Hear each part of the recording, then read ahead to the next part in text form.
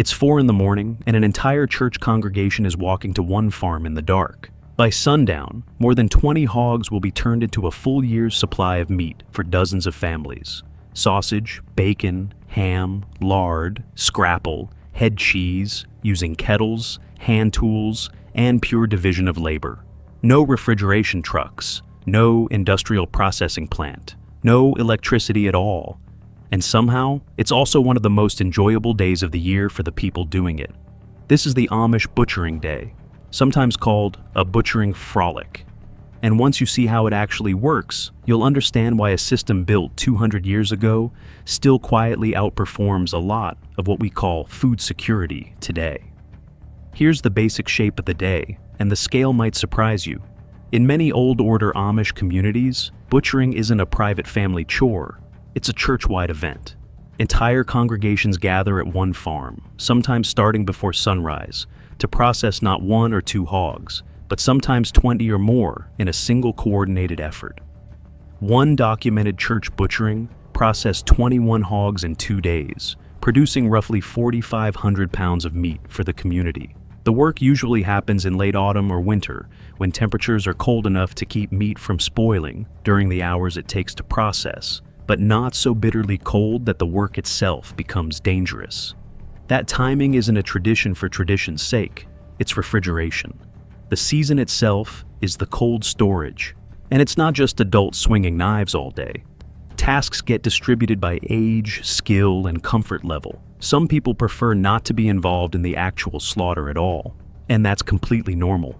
There are dozens of other jobs that need doing: trimming, grinding, mixing seasoning, stuffing casings, smoking, packaging, hauling water, keeping the fires going, and feeding the 80 or so people doing all of it.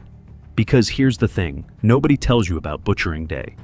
It takes almost as much labor to feed the workers as it does to process the hogs. Let's walk through what actually happens, in order, because the engineering of this process, yes, engineering, is genuinely impressive. Step 1. The night before. Often, the hog is killed the evening before the main butchering day, sometimes the night prior to a Saturday gathering. This gives the carcass time to cool and the meat time to set before the heavy processing work begins the next morning. Step 2. Scalding or skinning. There are 2 ways to remove the hide. Skinning is faster, cutting the hide off in strips, starting at the legs and working up toward the head. Scalding is slower, but it's the method needed if the family plans to make head cheese, since scalding preserves parts of the hide and connective tissue that skinning discards. The choice tells you what's for dinner months from now. This is also where those big black iron kettles come in, set up over open wood fires specifically to heat the enormous volumes of water scalding requires. Picture cast iron cauldrons, large enough to need their own adjustable hangers over the fire, doing the same essential job a modern hot water tank does, just with wood instead of gas or electricity. Step 3. Breaking down the carcass. Once the hide is off, the carcass is opened and the organs are removed. And this is where the famous phrase, "everything but the squeal," actually plays out in real time. The hams, tenderloins, bacon cuts, and ribs are set aside as primary cuts. Everything else, and I mean everything, gets sorted for a specific purpose. Fat gets cut into cubes for rendering into lard. The liver, heart, tongue, kidneys, and brains are saved, not discarded, often destined for dishes like liverwurst or pan-fried organ meats that are considered treats by people who grew up on this. The bones go into the same kettles to be simmered for hours, with the cooked meat picked clean off them afterward, frequently a job given to the children, who get to season what they pick with a salt shaker as they go. There is functionally no waste stream here. Where a modern industrial slaughterhouse separates meat from byproduct, this entire system was designed so that almost nothing leaving that yard is byproduct. It's all food, or it's compost. Step 4. The preservation stations. This is where the day splits into parallel assembly lines, and it's the part that actually answers the question, how does this last all year without a fridge? Sausage and bologna, ground pork, mixed with seasoning in large batches, stuffed into casings using simple hand-cranked or motor-driven stuffing presses. No electricity required, often powered the same way treadle tools are. lard rendering. The cubed fat is slowly cooked down into pure lard, which, once cooled and sealed, becomes both a cooking fat and a natural preservative. Lard-sealed meat is a preservation method in its own right, since it locks out the air and moisture that spoilage needs. Smoking, hams, bacon, and sausage move to a smokehouse, where slow exposure to wood smoke does two things at once. It adds flavor, and it draws moisture out of the meat, while depositing natural antimicrobial compounds from the smoke itself onto the surface. That combination is what allows smoked meat to keep for months without refrigeration. Salt curing. Alongside or instead of smoking, salt draws water out of meat through basic osmosis, creating an environment hostile to the bacteria that cause spoilage. This is the same principle used on every continent for thousands of years before anyone understood the microbiology behind why it worked. None of these four methods needs a single watt of electricity. They needed wood fire, salt, time, and people who knew exactly how long was long enough. Step 5. Packaging and distribution. By the end of the day, the finished products, fresh cuts for the freezer, smoked and salted meats for the pantry, lard in containers, sausage and bologna, packaged and labeled, get divided among the families who contributed labor and animals. If 21 hogs went in, dozens of households walk away with their share of meat that will last them, realistically, most of the year. Step back from the gore and the logistics for a second, because what's actually happening here is a labor optimization system that modern food production spent a century trying to replicate with machines. It's a division of labor system that doesn't require anyone to be a specialist. Nobody on that farm went to culinary school or slaughterhouse training. The knowledge is distributed across the community itself, older members teaching younger ones in real time, every single year, which means the skill never has a chance to die out. And a 12-year-old today is being trained, almost without realizing it, to run this exact system for their own family in 20 years. It's a mutual aid insurance system. 21 hogs from one church isn't really one farm's hogs. It's pooled risk.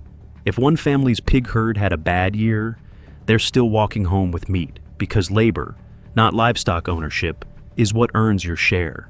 Compare that to a modern food system where a bad year for your personal finances means you simply have less food.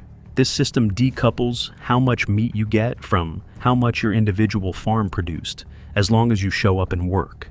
It's a calorie and time-efficient preservation. Network executed in a single day, doing this work as separate nuclear families on separate days would require each household to set up and tear down their own kettles, their own smokehouse fires, their own seasoning batches, over and over.